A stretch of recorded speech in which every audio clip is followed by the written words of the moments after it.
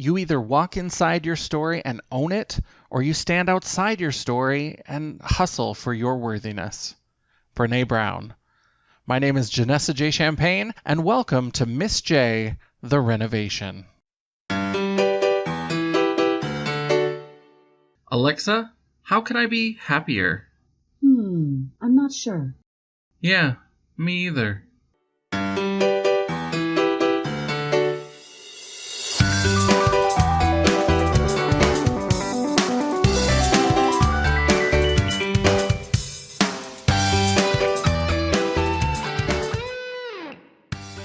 Episode 1. Not Living My Best Life. Hey there, Champagne Dreamers. This is Miss Janessa J. Champagne, and I am so excited to welcome you to my new limited series podcast, Miss Jaye, the Renovation. Now, some of you may be coming here from my other podcast, Janessa After Dark, where I interview guests and provide commentary on my 3 favorite things, glam, geek, and gore. And while I'm still absolutely in love with all 3 of those things, this podcast is going to be a little bit different. Let's face it, the world is sometimes a difficult and scary place, and we do what we can to feel like we have even a little bit of control. People often ask me why my podcasts are so edited and so produced, and the issue really is about control. There's something about going in and trying to edit out all of the ums and all of the deep breaths and all of the awkward pauses that gives me a feeling of control. And the idea of not doing that, of not going in and trying to edit it and make it as crisp and clear as possible, really causes me a bit of anxiety. But I'm getting ahead of myself. First, let's talk a little bit more about what the project is.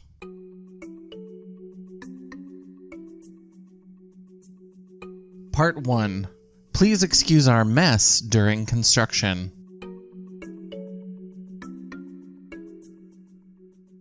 I knew that for this project, what I wanted to do for this particular podcast would have to be a little bit different. I'd have to loosen some of the reins. First, let's talk about what is the project? What is the renovation? Well, lately, I've been feeling like I haven't really been living my best life, as the kids say. And so I decided, what's the easiest, fastest, laziest way for a cynical, been there, done that drag queen who doesn't have a lot of time and even less patience to find lasting change and bliss on a budget? And of course, the most obvious option, the self-help aisle. So for this 17-episode series, I have assembled 14 books that I think are going to be the key to my happiness and development. Some of them I picked out, and some of them were recommended or sent to me by friends. And the important thing for me was that they represent a variety of perspectives or traditions, or just have something different to say. If a book was sent to me or recommended to me by someone, I'm planning to do a short interview with them just to talk to them a little bit about self-help, why they picked the book or why they recommended the book, and what their relationship to self-help is. I'm also planning for a lot of this series to be much more unscripted than what I usually do. So rather than spending a lot of time recording and re-recording and editing, I'm going to be just turning on my microphone and capturing my thoughts. I want to give you my impressions when I start a book, when I'm partway through a book, and when I'm at the end of a book. And of course, that might change and flex a little bit. So as we go through a book, there may be something in particular that I want to focus in on and record about. I'm really kind of leaving it open to just sort of develop organically. The most important thing is just that I have some sort of relationship to these books and see what it is that they have to teach me. Because deep down, I'm not entirely sure that they do. Part 2. What's your deal?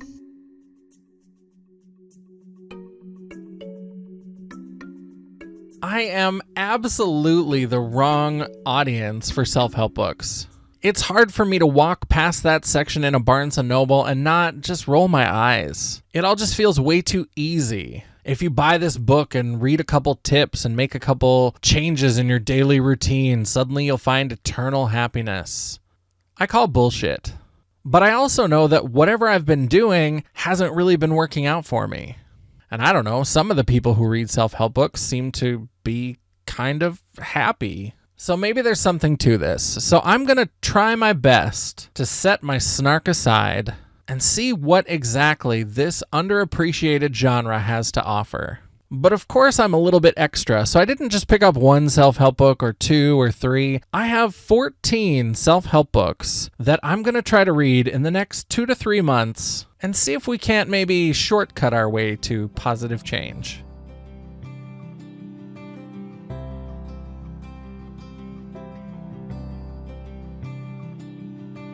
There was one time that I remember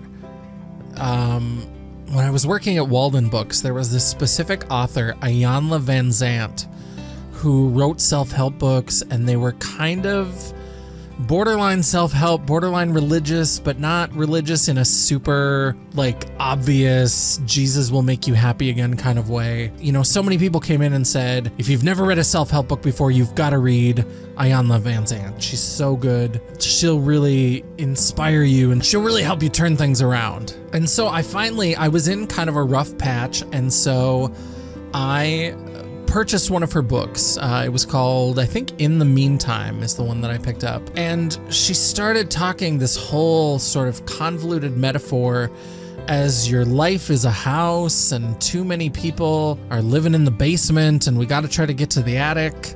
And I don't know why you want to hang out in the attic any more than the basement, but it probably made sense at the time. I read it. The thought that came to me the strongest was, this is a book that you buy for somebody who is going crazy. I mean, there was something about it that had this sort of pure, driven logic to it that I thought, if somebody's just on the verge of a breakdown, this is the book that you buy them, because either it will help pull them back in from that absolute extreme, or they'll tip over the edge and it means that no book was going to help them anyway. And I just thought, whoa, I hope that I am not so far gone that I really sort of need this style of intervention. And I don't know that I've ever read a self-help book since then.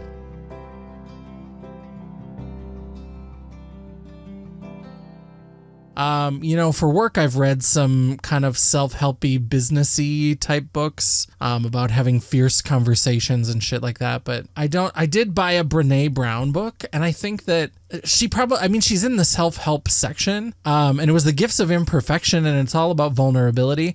There was something about it that I couldn't even think of it as a self-help book in my mind. I mean, I just was so enamored of Brené Brown and what she had to say about vulnerability and shame and allowing yourself to be imperfect and allowing yourself to feel those kinds of emotions. And so I thought, you know what, let's do it. Let's do this project. And that's the reason why each episode begins with a Brené Brown quote. I really am inspired by her work and her message about vulnerability. And I think that this project in particular is going to require a lot of vulnerability. It's going to require me to talk about and think about a lot of things that I really haven't talked about publicly, or at least haven't gone into this grade of depth. And even as I was getting started, I wasn't sure that I was ready for that sort of vulnerability.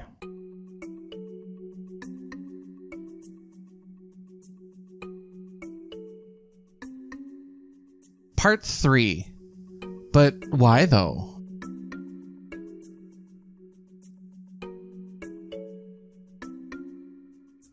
So the obvious question, if you don't really believe in self-help, if you're not really a fan of self-help, why do a whole podcast series about reading self-help books? So the surface answer is that I kind of thought it would be fun. When I was first thinking about this project, I really did see it as sort of this humorous, snarky exploration of the world of self-help. I thought I would just buy a few books and kind of make fun of them and be a sassy drag queen. And I thought it would be fun to have other people tell me what self-help books they thought I should read. And my thought behind that was, what kind of intervention do they feel like I need? I thought it would give me some interesting sort of perspective on how other people saw me. And so on the surface, I wasn't really planning for this to be a very deep project. I really was just kind of expecting it to be something for fun, something humorous. And then I got a package from Mama Champagne from Amazon with 3 books in it. And one of them really kind of threw me for a loop. It was really unexpected. And the title is How to Forgive When You Can't. And I saw that book I saw that and I knew that this project was not going to be what I originally planned it to be. It wasn't going to be just this lighthearted, humorous roasting of self-help books. Because one thing that I do know about myself is that one of the things that I really struggle with is forgiveness. And I thought there's no way I'm going to be able to read this book and just sort of laugh it off and make fun of it. I have some real hot button issues around forgiveness. And so I really had to sit down and think, is this something that I want to do? Is this something that I want to continue? And I decided, yes, it is something that I want to do, but I want to do it right. And I want to do it justice. And I want it to be less about poking fun at how people find ways to heal or better themselves and make it much more about, this tool that I've never used before. Maybe there is something in it for me. And even as I was beginning this project, and even before I really realized that this was going to be a much different, a much deeper kind of exploration, I think I knew that there were some things wrong that really needed to be addressed. In this next section, I want to play you an audio clip that I recorded really early into planning this podcast series. So this was before I had all of the books picked out, and I think it was even before I had gotten that How to Forgive book. I had just sat down to record some thoughts about why do this podcast, why focus on this series, and I found myself getting unexpectedly emotional. And a lot of the struggles that I've had over the last year really started to bubble up to the surface. I really wasn't sure that I wanted to even include this clip because it is pretty raw, it's pretty emotional, but I thought in the spirit of Brené Brown and embracing vulnerability, I wanted to include it. So here it is, with only minor editing or modification.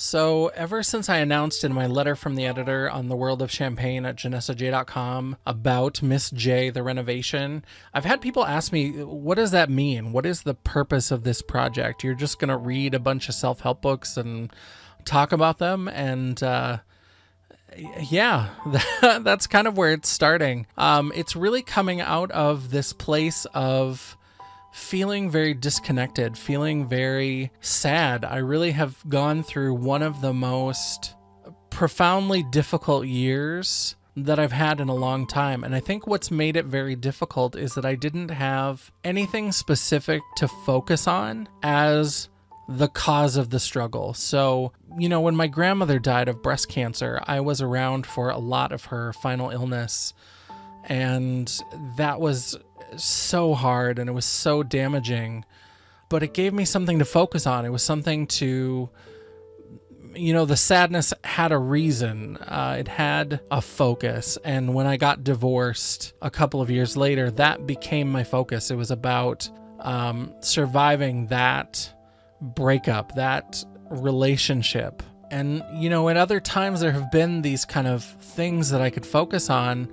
And the last year or so, I've spent a lot of time traveling and I've been away from home and I've been, just sort of feeling very unmoored. And I just felt like it was time to do something. I needed to do something where I felt like I had more control because I didn't have that focus. I didn't have that event, that sort of specific, catastrophic piece to say, well, if I get through this, then I'll be able to move on. If I get through this breakup, this death, this mourning, whatever it is, I didn't have that. I just had this sort of profound sense of sadness. And I feel like as a person, I've really been changing, and it's been very difficult because I feel like I don't take joy in the things that I used to take joy in. I mean, I feel sometimes it's difficult for me to be even happy for my friends when they have celebrations. I mean, I've never loved going to weddings, but the thought of going to a wedding at this point just fills me with so much anxiety because I just feel so profoundly alone and disconnected that The thought of trying to go to somebody's wedding and be happy and celebrate with them is just, it's terrifying. And it terrifies me that I feel like that. It terrifies me that I've lost that ability, even when I'm sad or even when I'm struggling, to be a part of those relationships in that way. And I feel like my life is shrinking. And I feel like I don't know how much longer I can sustain that. And I feel like I need some sort of direction, some sort of something to focus on, something. So much of my life, I've always thought of myself as a survivor. There's been so many things that I thought, you're going to get through this, you're a survivor. And I am. I'm a tough old bird, and I'm a survivor, but I just keep surviving. And at some point I stopped thriving. And I want some of that back. I want to remember what it was like to be hopeful.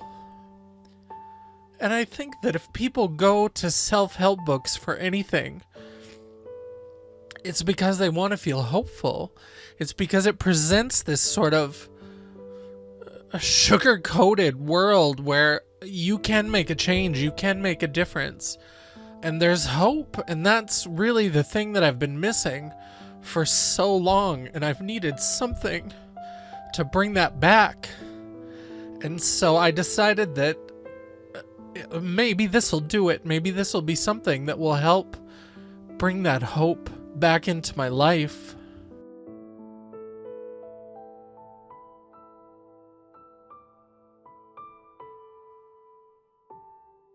I've been reading tarot cards since I was in high school, and probably my favorite card in the deck is the star card, and it's the card that represents hope. It's that card that reminds us that when we're going through dark times, those stars up in the sky are a reminder that there will be sunshine again, there will be light again. We just have to watch that star, and we have to make it through the darkness of the nighttime and emerge back into the sunlight.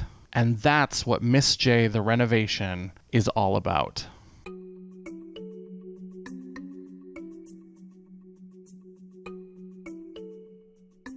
Part 4. Introducing the Squad.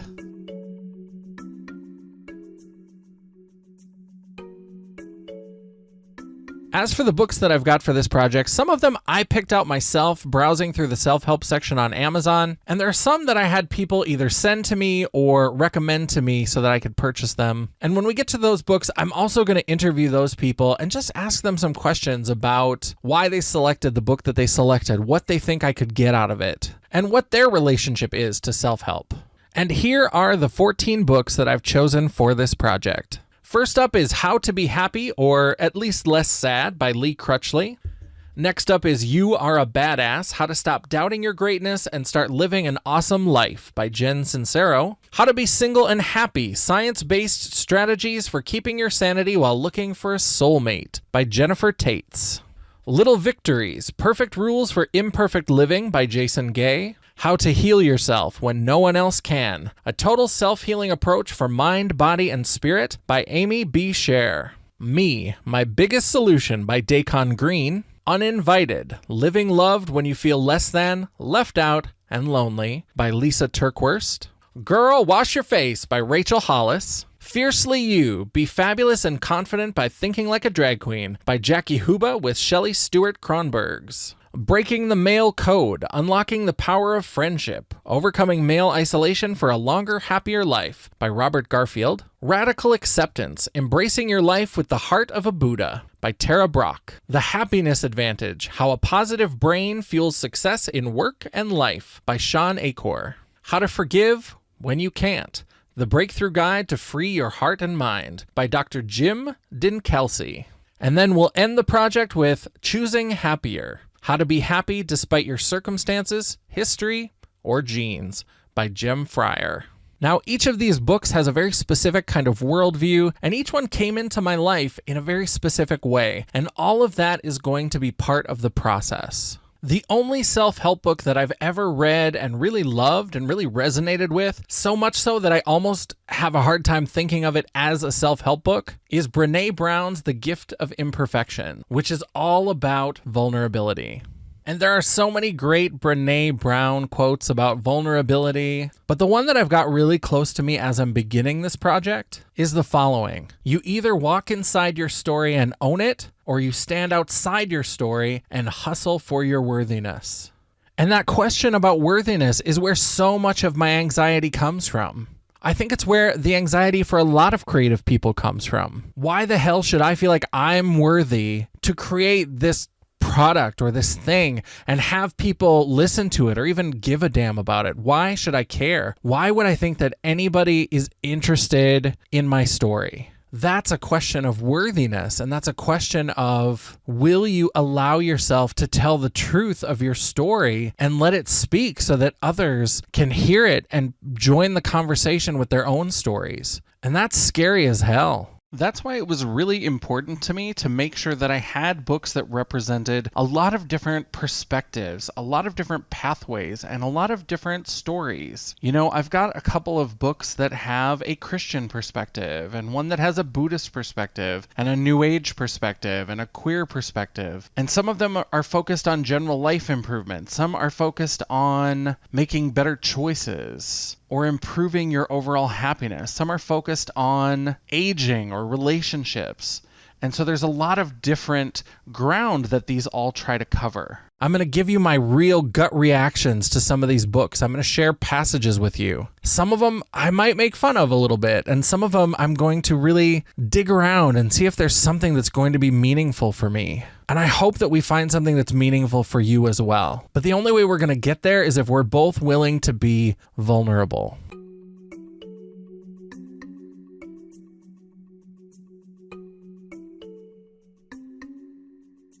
Part 5. Hashtag squad goals.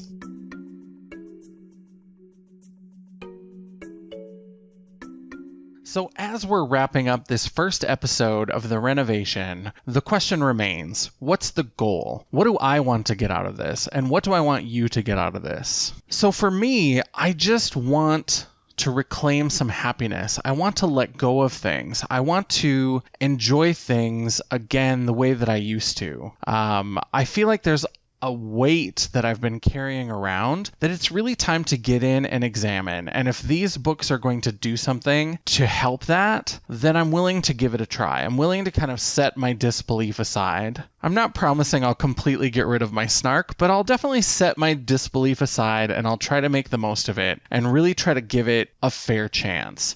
Now, for you, the listener, what I hope this does for you is I hope it just provides you with a story. I think that that is what I value most in the world, is I value stories. People are their stories. And so when we share them, it's a way for us to connect. And I think that that's one thing that I've really suffered from over the last year is this feeling of disconnection, of not feeling like I have been connecting with people or with events or with feelings in the same way that I used to. And so I just want to foster a connection. And I hope that when you're listening to these episodes and when you're kind of working through this with me, I hope that there is some sort of connection for you. I would love it if you get so inspired, read the books along with me. You know, you've got the list of books in this episode, and so grab them, have a little book club, or pick out the ones that you think are going to be the most useful for you. And, you know, read a couple of them and go back to the episode when it comes out and see how what you feel compares to what I feel.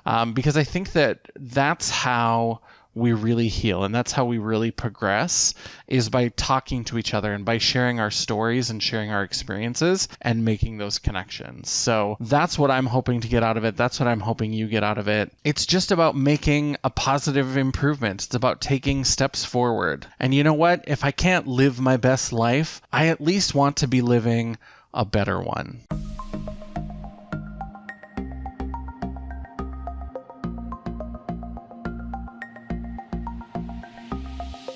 Miss Jaye, The Renovation is a 17-episode limited series podcast presented by Champagne Dreams Productions.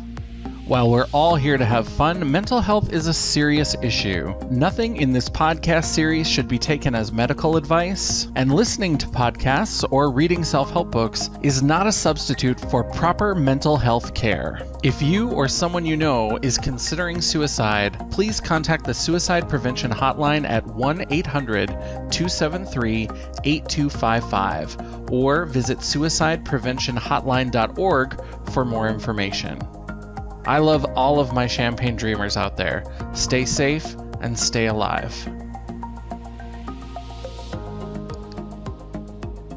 This episode of Miss Jaye, The Renovation includes royalty-free music from bensound.com. In the order that you heard them, this episode includes the tracks Clear Day, Enigmatic, Tenderness, November, and Summer. For these and more great royalty-free tracks, visit bensound, that's BEN sound.com.